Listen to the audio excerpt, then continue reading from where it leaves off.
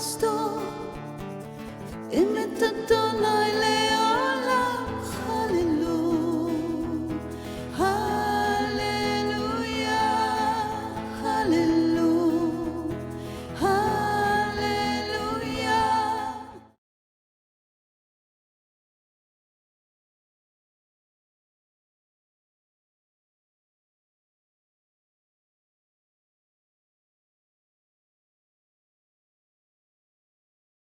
Shalom, shalom et Chag Shavuot Sameach.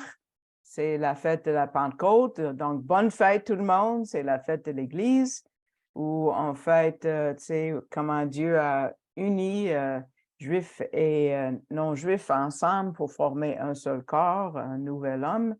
Et puis, le corps du Messie est né le jour de la Pentecôte et nous y sommes. Donc, bonne fête tout le monde. C'est notre fête en tant qu'Église de Yeshua. C'est un plaisir de vous accueillir avec nous, puis j'espère que vous allez être bénis par cette étude.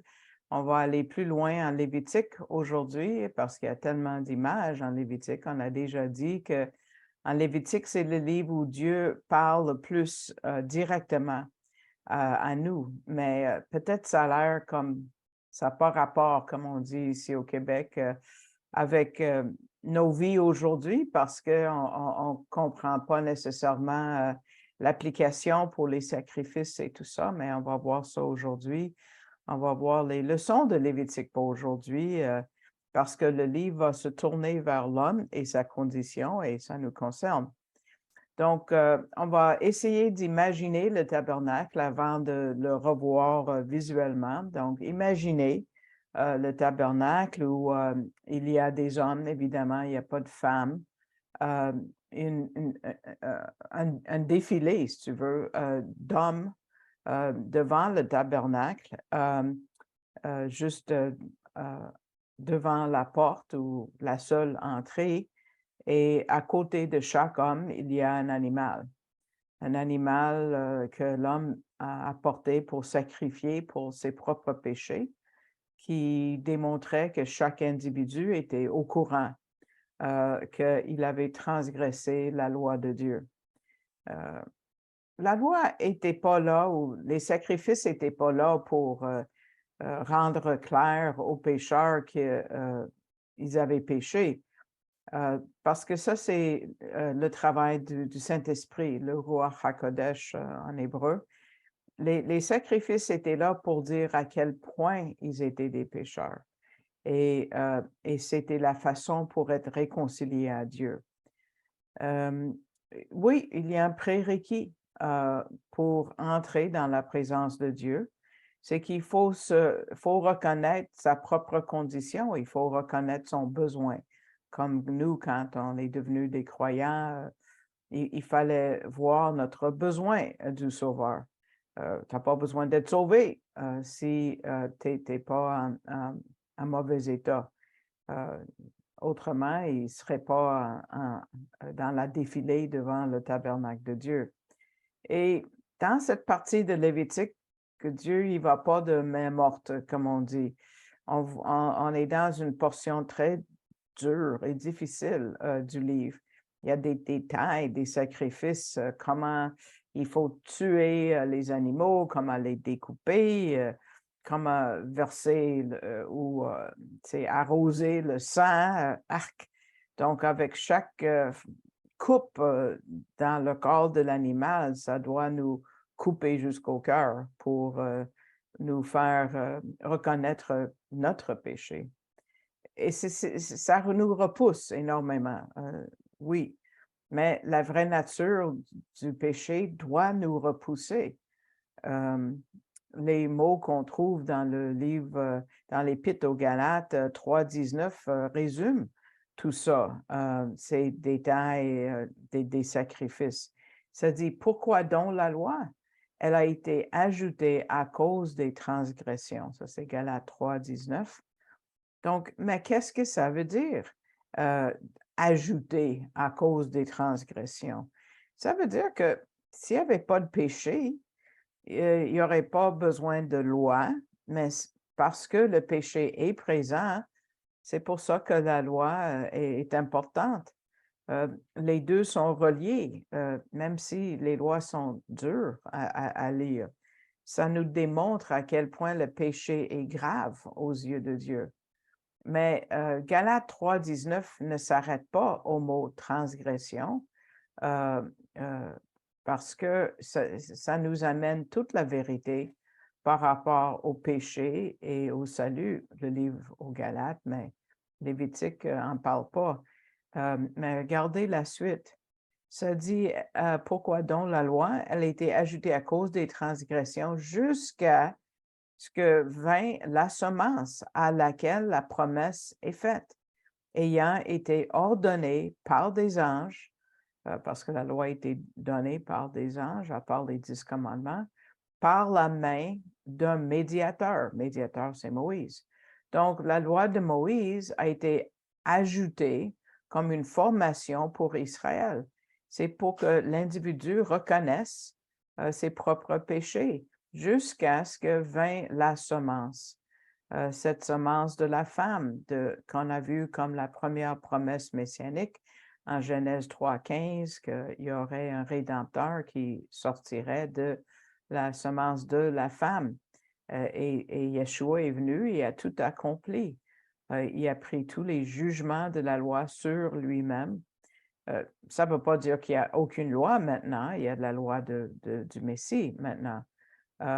Et parce qu'il y avait une loi qui reflétait le cœur de Dieu avant la loi de Moïse, n'est-ce pas? C'était un péché pour Caïn de tuer son frère Abel, ou c'était un péché d'avoir mangé du fruit. Il y avait des lois qui reflétaient le cœur de Dieu avant la loi de Moïse, tout comme il y a des lois aujourd'hui qui reflètent le cœur de Dieu aujourd'hui. Mais oui, on est sous la loi du Messie, dont la Nouvelle Alliance, le Nouveau Testament parle, qui incorpore beaucoup de la loi mosaïque, 9 sur 10 commandements, sans les jugements, même s'il y a d'autres jugements. Donc, nous allons continuer à faire sortir des idées de Lévitique chapitre 1. Donc, je vous invite d'ouvrir vos Bibles à l'Évangile de Lévitique, parce que c'est ce que c'est le livre de Lévitique qui est comme ça. Mais on va commencer avec l'offrande de l'Holocauste au verset 3. Donc, nous allons lire versets 3 à 6. D'habitude, je lis dans la Darby, à moins de vous dire que c'est autre chose.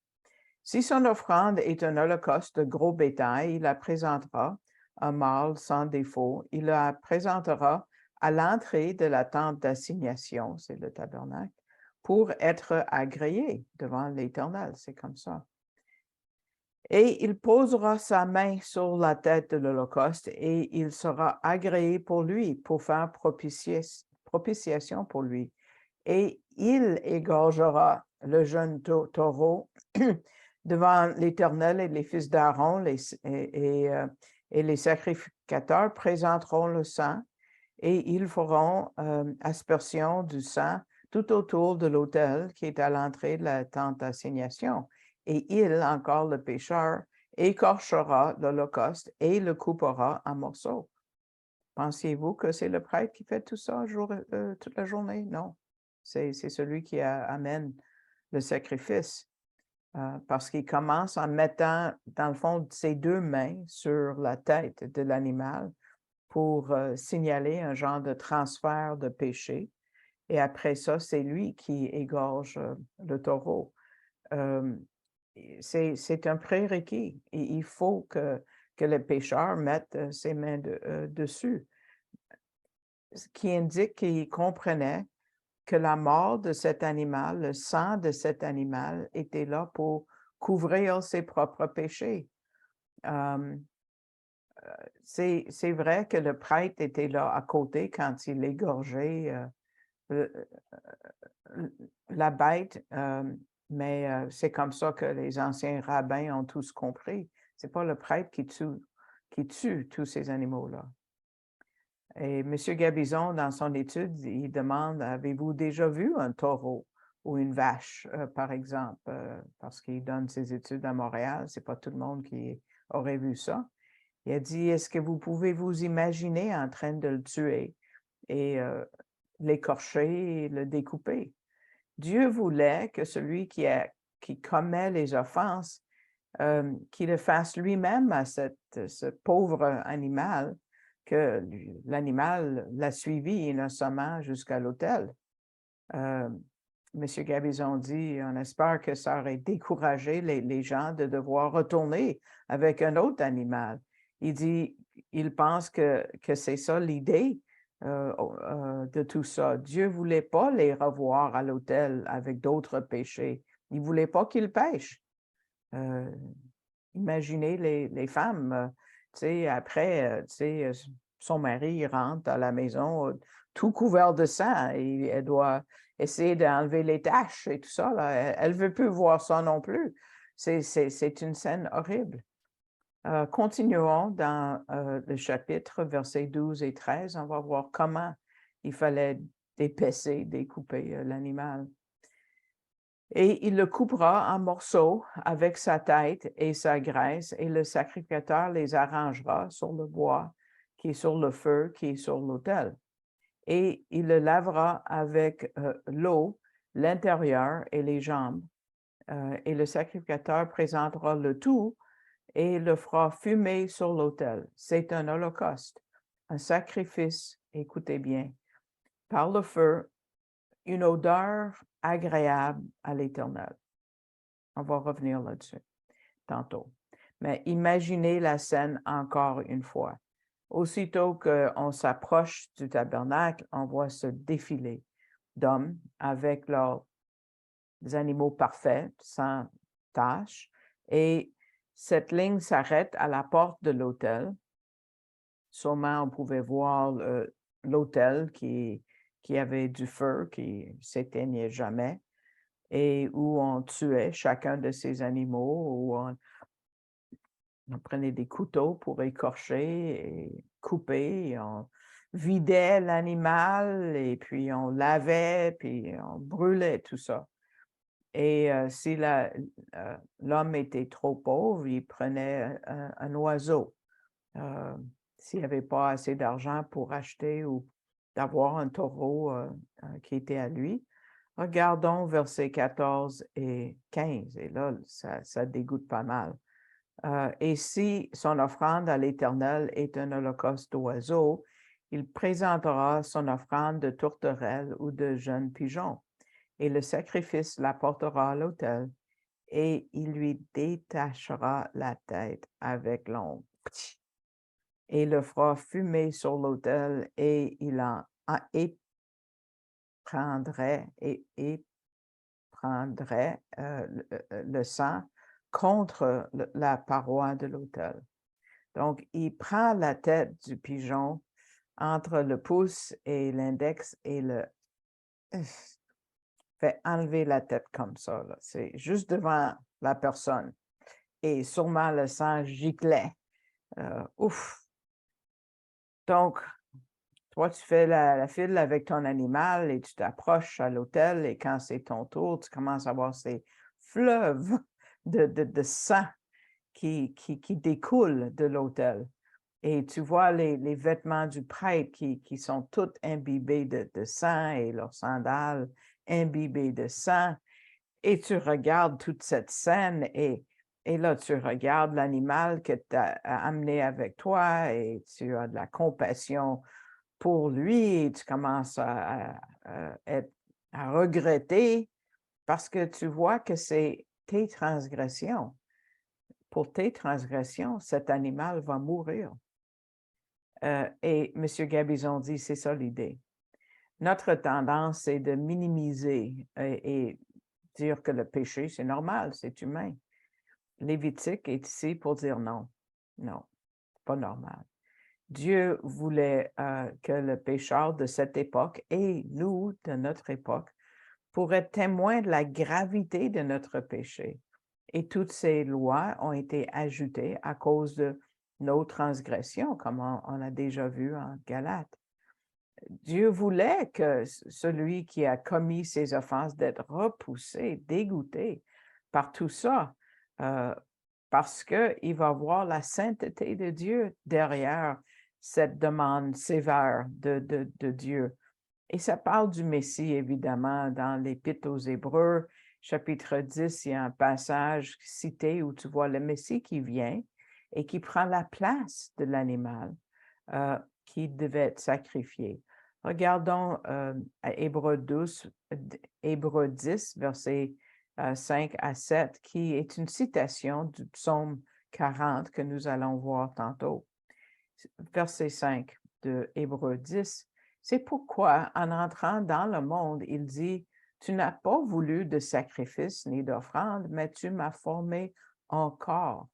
Tu n'as pas pris plaisir aux holocaustes, ni aux sacrifices pour le péché. Alors j'ai dit, voici, je viens.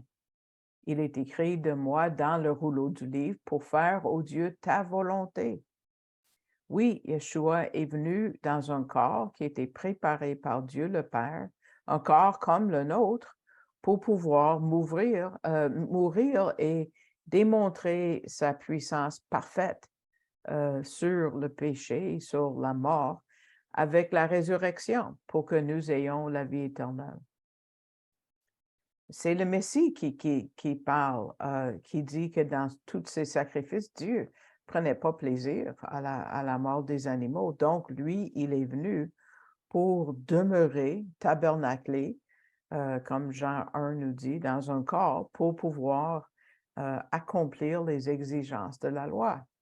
Mais regardons maintenant le passage original, c'est le psaume 40, qui est cité en Hébreux 10, et on va voir quelque chose de beau.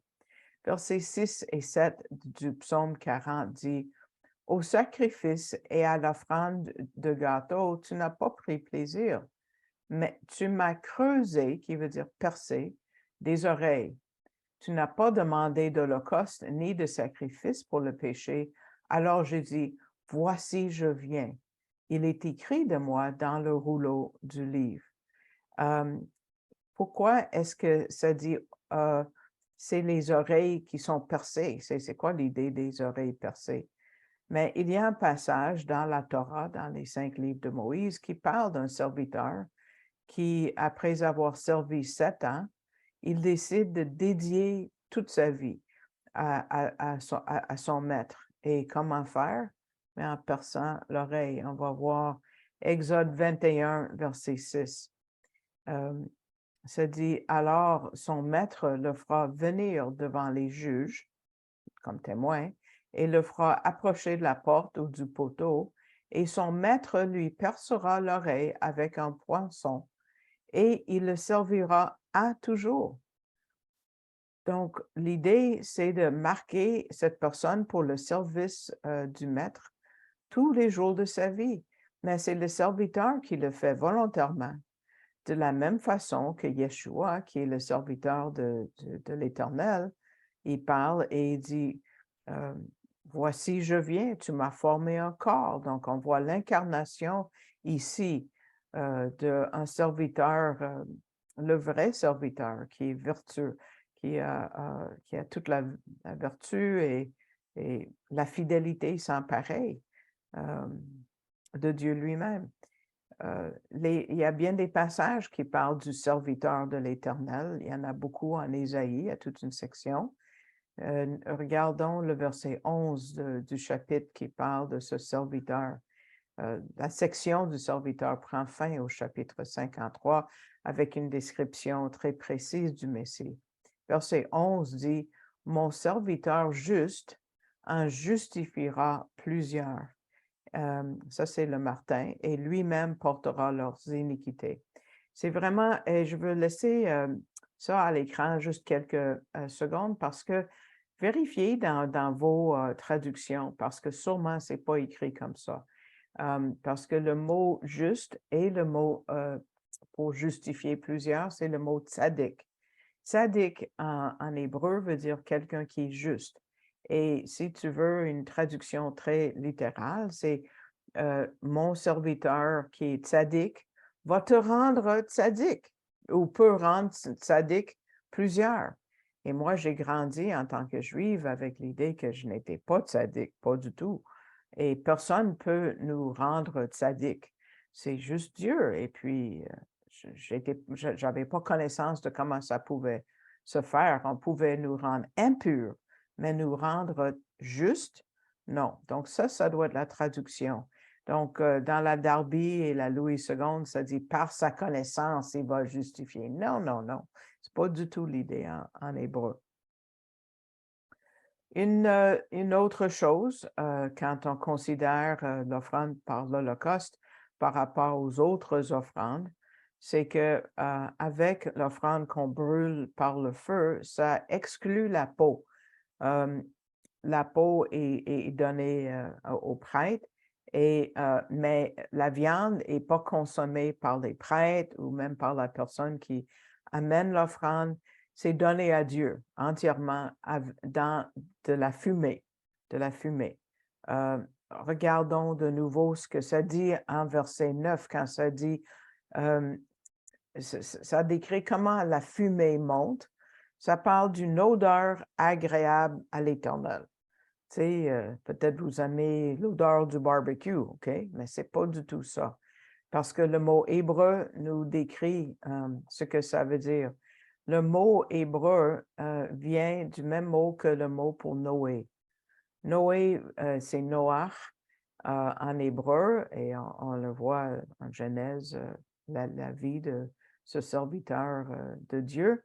Et Noach veut dire repos. Le prophète Nahum, c'est la même racine. Nahum veut dire consolation ou repos. Donc, on peut le lire comme une odeur de repos à l'Éternel. Mais pourquoi est-ce que Dieu a besoin de repos?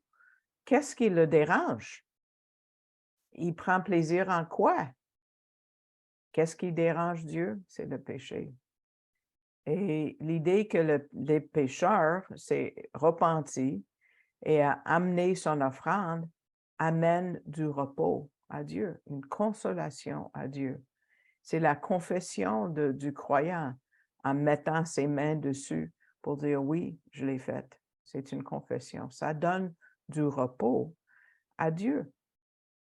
Et dans notre temps aujourd'hui, notre dispensation, c'est nous, les croyants, qui sommes ce repos, cette odeur de repos. Il y a 2 versets qui parlent de ce antitype, si vous voulez, de ce sacrifice en 2 Corinthiens 2, verset 15. Ça dit « Car nous sommes la bonne odeur de Christ pour Dieu à l'égard de ceux qui sont sauvés et à l'égard de ceux qui périssent. Parce que nous sommes devenus ce bonne odeur. Quand nous avons donné notre vie à Dieu, on a reçu son pardon, c'est nous, ce sacrifice vivant, qui a l'odeur agréable du Messie en nous. Et nous marchons dans le Seigneur, nous prions, même quand on confesse, c'est un objet de réjouissance pour lui, le Seigneur. Aussi, regardons Éphésiens 5, verset 2, où c'est expliqué davantage. Ça parle aussi de ce parfum. Ça dit « Et marcher dans l'amour, comme aussi le Christ nous a aimés et s'est livré lui-même pour nous, comme offrande et sacrifice à Dieu, en parfum de bonne odeur. » C'est la même idée exactement.